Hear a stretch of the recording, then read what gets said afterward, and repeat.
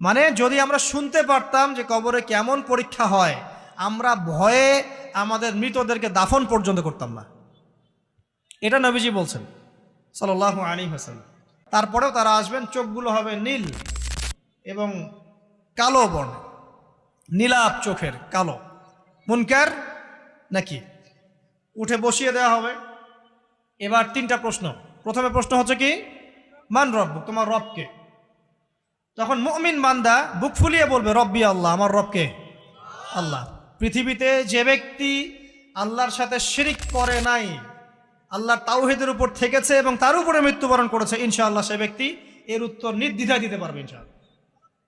আর দুনিয়াতে যে বা যারাই আল্লাহর সাথে শিরিক করবে, আল্লাহর সাথে শিরকের পাবে লিপ্ত হবে, ওই অবস্থায় মারা যাবে, তাওহীদের উপর থাকবে না, কোশ্চিন কালেও মান রব্বুক উত্তর দিতে পারবে না। তারপরে প্রশ্ন হয়ে